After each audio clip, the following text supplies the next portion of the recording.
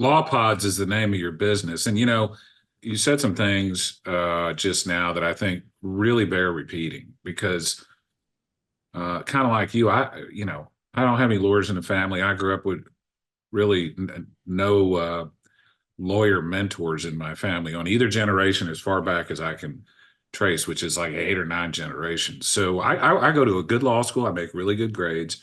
And I just did what everybody else did, which was go work at a big law firm. And I thought that's Right. what you're supposed to do, billing 2,500 hours a year. I literally remember being told that my wife was pregnant with my first child and she was going to give birth any day. It was like we had a week window. And I was asked to fly out of town for a deposition in a case that, I mean, it was not even that big of a deposition. And I said, no, I don't want to do that. I want to be close to my wife Yeah. in case she gives birth. And one of the partners looked at me and said, "You're never going to make it in the law if that's your attitude." And I remember thinking, well, if that's what it takes, then I don't want to ever make it. Yeah. I don't want to play Like, your game. yeah, I don't want to play that game. And the funny thing about it is now, I mean, the person that told me this, I could run circles around him in the courthouse.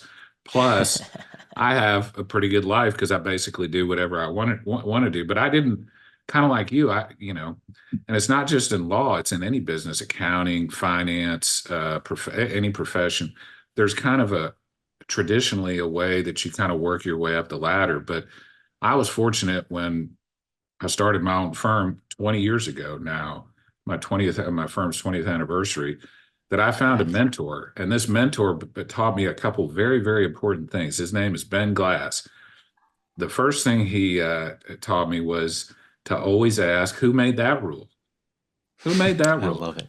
Like who said you had to work 7 days a week, 14 hours a day to be a good lawyer? Who made that rule? And so constantly questioning conventional wisdom became kind of part of my DNA. And the other thing that he did, Robert, which was mind blowing to me, I think most people, particularly professionals, they have their work and then they design their life around their work. And he said, no, no, no, no, no, no, time out. He goes, design your life first. What do you want your life to look like? And then design your work around that. And that made a profound influence on me. And so to wrap this back all the way around to what we're talking about, starting a podcast, I don't care who you are. I don't care what you do, whether you're a professional, whether you're a blue collar worker or anything in between.